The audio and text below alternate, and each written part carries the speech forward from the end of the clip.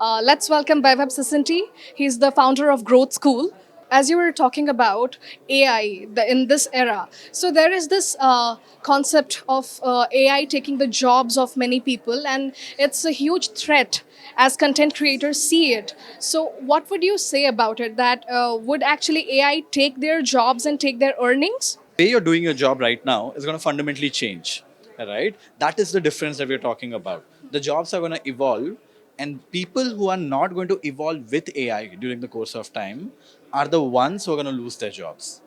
So it's not that the jobs are going to go to zero. Yes, the number of jobs are going to reduce, but it doesn't mean that nobody will have a job. In fact, the few people who continue to have jobs are going to get paid a lot more, right? It's just that you have to evolve yourself and upskill yourself with AI and make that part of your life. Because AI is changing consistently, you cannot just say, I'm done with my education. So, as long as you're learning consistently, you'll figure out what's coming next and you'll stay afloat. Someone has to do the work, even though AI does everything. That's what is called as an AI orchestrator. So, become one AI orchestrator. But there are these content creators as well who think that their hard work is being overridden by AI because they have to do the hard work, do the homework, they have to go somewhere, take the videos, photos. But in AI, there are multiple videos, pictures, and information available on the internet that the AI can gather and create pictures and videos or audio even. They have to do the hard work, the homework, but AIs can generate the same amount of work, even better work than theirs. So, what is the future for them? How they can intertwine their work with AI? Look, like I said, right? Like if you use AI as a creator, you're just able to do a lot more than you're able to. The quality of your work improves. You can use AI in research, you can use AI in creation, you can use AI in analyzing what is working. As a result, you can do better work. That is one side of the story. The second side of the story is if you're worried about, hey, all the content work that I'm doing, AI is going to do, who's going to watch my content? What we end up forgetting is people don't follow us for just the content that we create. People follow us for who we are.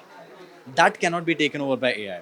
So put your authentic self out there. No matter how much AI content is out there, there'll still be a value for you. And in fact, the value of you only goes up. So think about it like this, right? Back in the day, let's say when our parents were around, everything was made with hands. Everything was, right? It's manual, right? Today it's called as handicrafts, and it's a niche. People make a lot more money, but only those who are making really good work are able to survive today and are able to command 10x premium of the same product that can be done by a machine because they made it with their hands. So there's value to real self, and that will continue to stay. As long as in the end people want to watch content, are you able to get an edge? A human will be much better with it than any AI. So, is there any piece of advice that you would want to give to the young content creators that are, or even the older ones that are not very accustomed with AI, that actually feel threatened? Is there any piece of advice that you would want to give them?